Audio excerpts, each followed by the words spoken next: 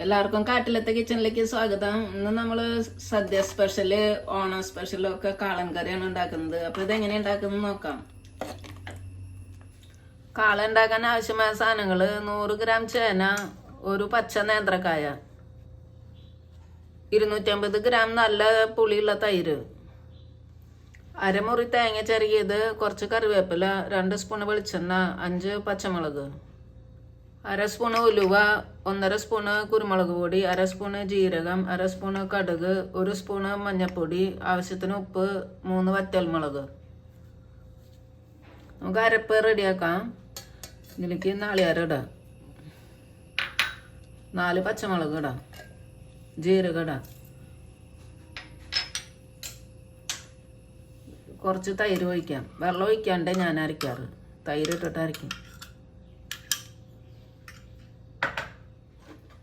അരപ്പ് റെഡി ആയിട്ട് ഇതുപോലെ നല്ല ഫൈനായിട്ട് നന്നായിട്ട് അരയ്ക്കാം.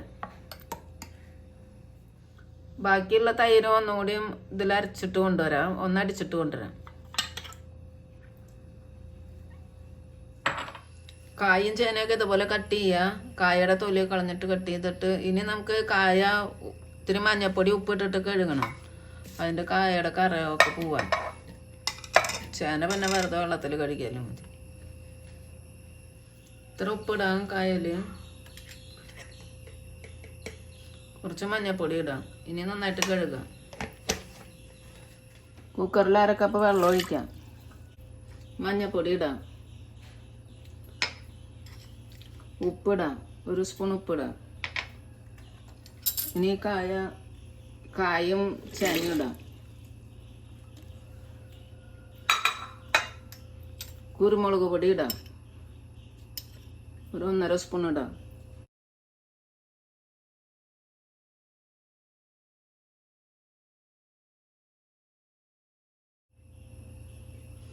രണ്ട് പച്ചമുളക് ഇടാം. ഇനി ഒരു വിസിൽ വരണ വരെ മൂടി വെച്ച് വേവിക്കാം. കുക്കറിൻ്റെ എയറൊക്കെ പോയിട്ടുണ്ട്, നമുക്ക് തുറന്ന് നോക്കാം. വെള്ളമൊക്കെ പാകത്തിനായിട്ടുണ്ട്. ഇനി നമുക്കിത് ചട്ടിയിലിട്ടിട്ട് റെഡിയാക്കാം.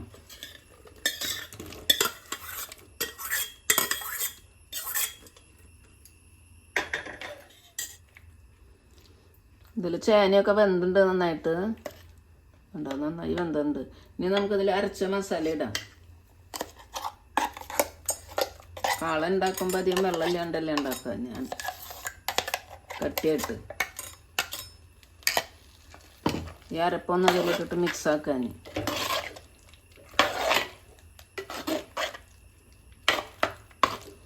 ഇത് നാളികേരം ഒന്ന് തേങ്ങ വേവണം, അത് ഒന്ന് തിളക്കട്ടെ. കുറച്ച് കറിവേപ്പില ഇടാം. ഇതിപ്പോൾ മസാലയൊക്കെ നന്നായി വെന്തുണ്ട്. ഇനി നമുക്ക് തൈര് അടിച്ചതിൽ ഒഴിക്കാം. ഇനി നന്നായിട്ട് ഒന്നും കൂടി ഇളക്കാം. ഇതിപ്പോൾ തിള വന്നിട്ടുണ്ട്, അധികം ഇങ്ങനെ തിളപ്പിക്കണ്ട. ഇനി നമുക്കിത് കാച്ചാം. കടുക് കാച്ചാം. പാൻ ചൂടായിട്ടുണ്ട്, നമുക്ക് വെളിച്ചെണ്ണ ഒഴിക്കാം.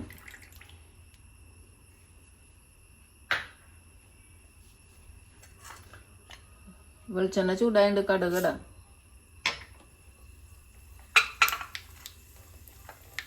ഉലുവ ഇടാം. മുളക് പൊട്ടിച്ചത് അതും ഇടാം.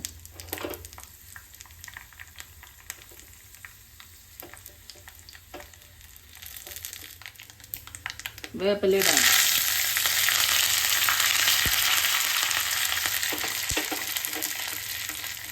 ഇനി നമുക്ക് ഇതിലേക്ക് കറിയിലേക്ക് ഒഴിക്കാം.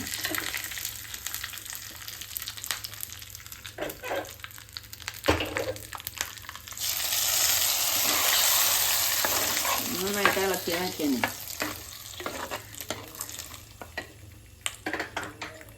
ഇപ്പോൾ കാളൻ കറി റെഡി ആയിട്ടുണ്ട്.